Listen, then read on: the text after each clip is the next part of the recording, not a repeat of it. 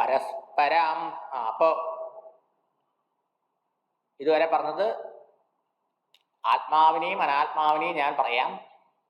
ശ്രദ്ധിച്ച് കേട്ടതിനെ വിചാരം ചെയ്ത് ഈ അനാത്മാവിനെ നീയല്ലെന്നറിയണം. എന്നിട്ട് പറഞ്ഞു എന്തൊക്കെ ചേർന്നതാണ് ഈ അനാത്മ? 3 ശരീരങ്ങൾ ചേർന്നതാണ്. അതിൽ സ്ഥൂല ശരീരമാണ് ഇപ്പൊ നമ്മൾ ചർച്ചയ്ക്ക് എടുക്കുന്നത്. സ്ഥൂല ശരീരം എന്ന് പറഞ്ഞാൽ ഇന്ദ്രിയഗോചരമായത്, ഇന്ദ്രിയങ്ങളെ കൊണ്ട് അറിയാൻ കഴിയുന്നത്.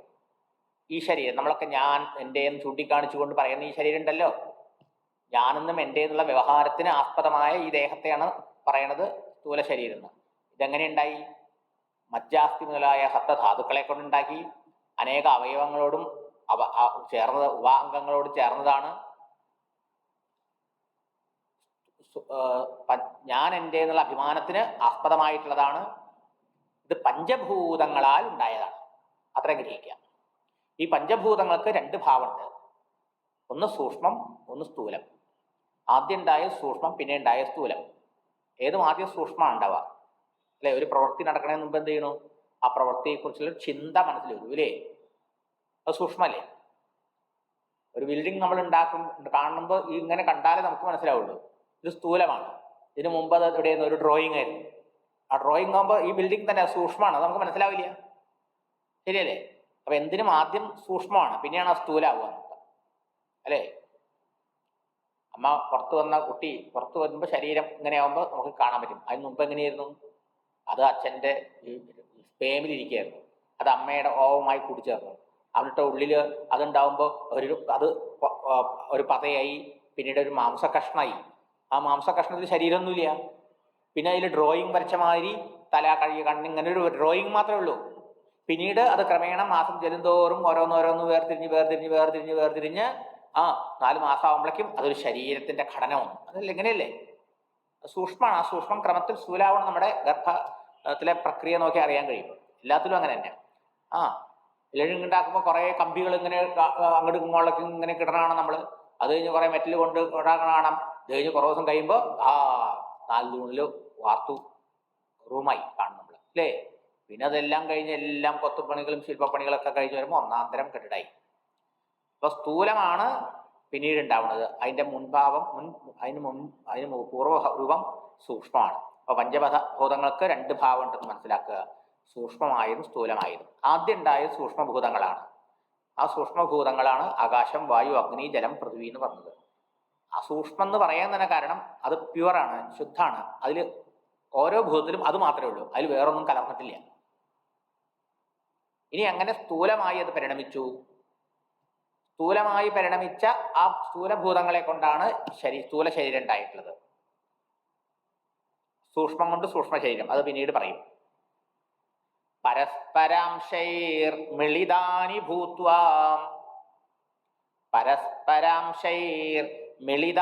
ഭൂത്വാ സ്ഥൂലാനി ച സ്ഥൂലശരീരഹേതവഃ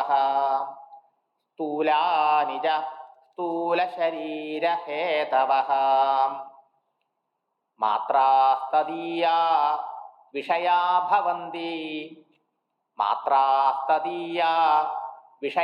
ഭവന്തി ശബ്ദാദയഃ പഞ്ചസുഖായ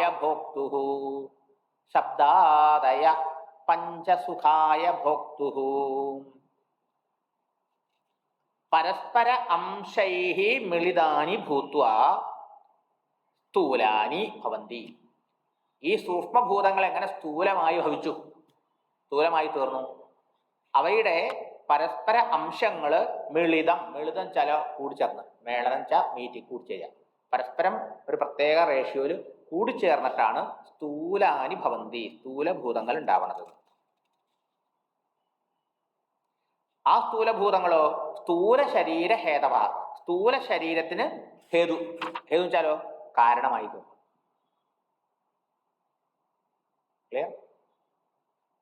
സൂക്ഷ്മഭൂതങ്ങള് പ്രത്യേക രീതിയിൽ കൂടിച്ചേർന്ന് സ്ഥൂലമായി ഭവിച്ചു. ആ സ്ഥൂലഭൂതങ്ങളാണ് സ്ഥൂല ശരീരത്തിന് ഹേതു, സ്ഥൂല ശരീരം ഉണ്ടാവാൻ കാരണം. അല്ലെങ്കിൽ സ്ഥൂലഭൂതങ്ങളെ കൊണ്ടാണ് സ്ഥൂല ശരീരം ഉണ്ടായത്. മാത്രാസ്തദീയ, അവയുടെ മാത്രകള്,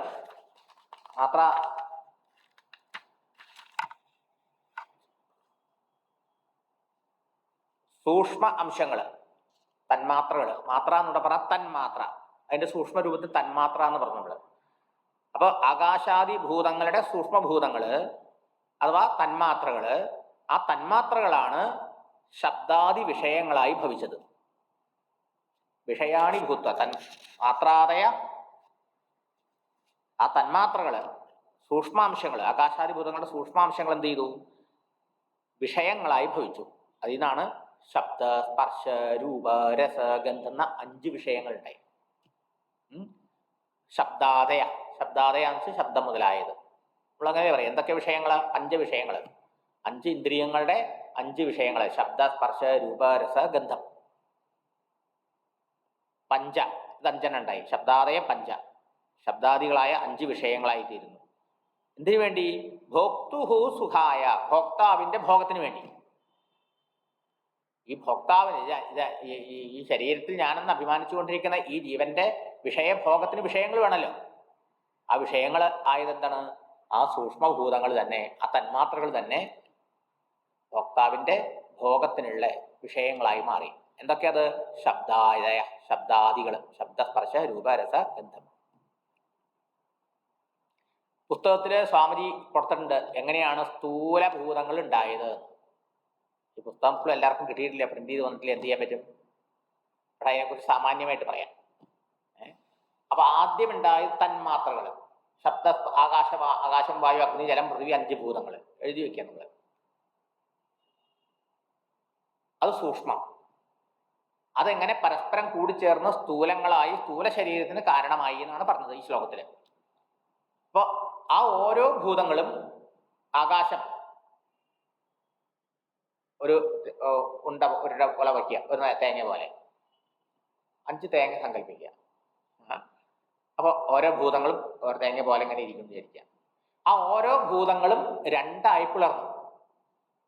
ഓരോ ഭൂതങ്ങളും 2ആയി പിളർന്നു. എന്നിട്ടോ ഒരു പകുതി എല്ലാത്തിൻ്റെയും മാറുന്നു. ആകാശത്തിന്റെ പാതി, വായുവിന്റെ പാതി, അഗ്നിയുടെ പാതി, ജലത്തിന്റെ പാതി, പൃഥ്വിയുടെ പാതി, ഇതിന്റെ പകുതി മാറ്റി നിർത്തി. ബാക്കി പകുതി വീണ്ടും 4 വീതം വീതിച്ചു. എന്നിട്ടോ ആ ഓരോ 4-1 അതിൻ്റേതല്ലാത്ത പാതിയോട് ചേർന്നു. ശ്രദ്ധിക്കുക. ഓരോ ഭൂതം 2ആയി പിളർന്നു, ഒരു പകുതി മാറി നിന്നു. മറ്റേ പാതി വീണ്ടും 4 കഷ്ണാക്കി, 4ആയി ഭാഗിച്ചു. അപ്പൊ അതിൽ ഓരോന്നിലും ഓരോ 4 കഷ്ണം ഉണ്ട് അല്ലേ? ആ ഓരോ 4 കഷ്ണവും സ്വന്തം ഭൂതത്തിന്റെ പകുതിയോട് ചേരാതെ മറ്റ് 4 ഭൂതങ്ങളുടെ പകുതിയോട് പോയി ചേർന്നു. അപ്പൊ എന്ത് വന്നു? ഓരോ ഭൂതത്തിനും 50% സ്വന്തവും, ബാക്കിയോ 50% മറ്റ് 4 ഭൂതങ്ങളുടെയും കൂടി കിട്ടി. അപ്പൊ ഓരോന്നിലും സ്വന്തം അംശം പകുതിയും മറ്റേതിന്റെ അരക്കാലംശം ഉണ്ടാവും. ശരിയല്ലേ?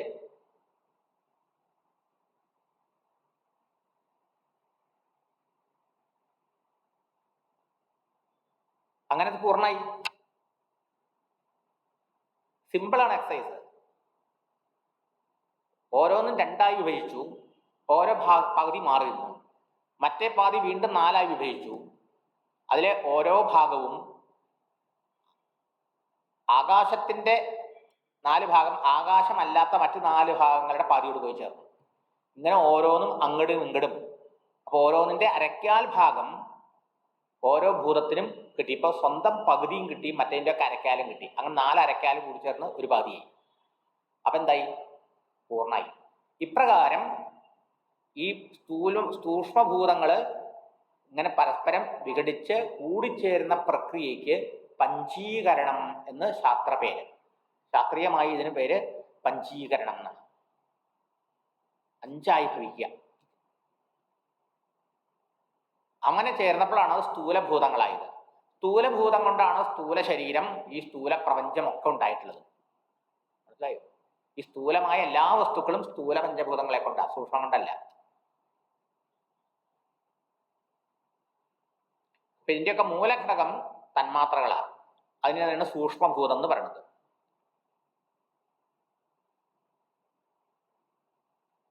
വ്യക്തം. അപ്പൊ ഇങ്ങനെ മാത്രാ തദീയ വിഷയാ ഭവന്തി. ശബ്ദാദി മാത്ര എന്നുവെച്ചാൽ തന്മാത്ര, അത് ഈ ജീവന്റെ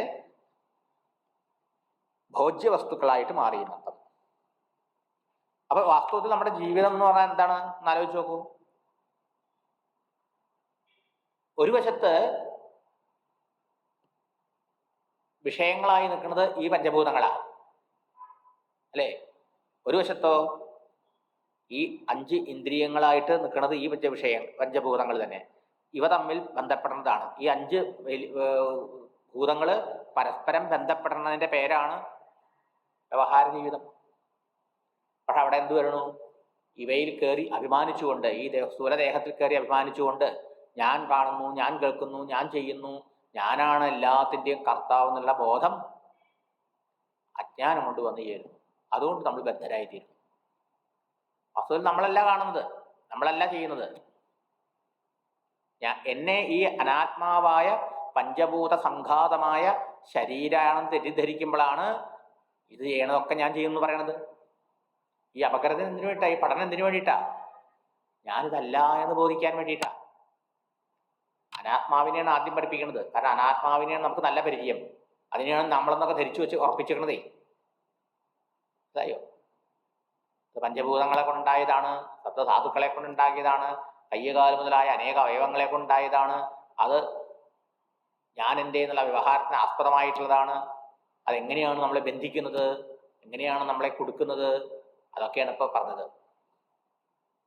വെറും പഞ്ചഭൂതവും ജഡവും ഒക്കെ ആയിട്ടുള്ള ഈ ദേഹത്തെ ഞാൻ എന്ന് വ്യവഹരിക്കുന്നു. ദേഹം വ്യവഹരിക്കുമ്പോൾ ഞാൻ വ്യവഹരിക്കുന്നു, ഞാൻ ചെയ്യുന്നു. ദേഹം ചെയ്യുന്ന പ്രവൃത്തിയിലൊക്കെ ഓണർഷിപ്പ് നമ്മൾ ഏറ്റെടുക്കണം. ഞാൻ കർത്ത, ഞാൻ ഭോക്ത. അപ്പം അതിന് വന്നു ചേരുന്ന അനുഭവങ്ങളൊക്കെയോ എനിക്ക് വന്നു ചേരുന്നു എന്ന് വിചാരിച്ച് സുഖദുഃഖങ്ങൾ അനുഭവിക്കാൻ ബാധ്യസ്ഥരായി തീരുന്ന അർത്ഥം. ആത്മവിചാരമാണ് അതിൻ്റെ ബേസാണ് ഇവിടെ പറയുന്നത്. അതിന് ആദ്യം അനാത്മാവിനെ പരിചയപ്പെടുത്തണം. ആ അനാത്മാവിനെ പരിചയപ്പെടുത്താൻ പഞ്ചഭൂതങ്ങളെ കുറിച്ച് അറിയണം. ആ പഞ്ചഭൂതങ്ങൾ എങ്ങനെയാണ് സ്ഥൂല ശരീരമായി മാറുന്നത്, അതെങ്ങനെയാണ് ബാഹ്യമായ വിഷയങ്ങളുമായി ബന്ധപ്പെടുന്നത്, ഇതൊക്കെയാണ് ഇതുവരെ പറഞ്ഞത്.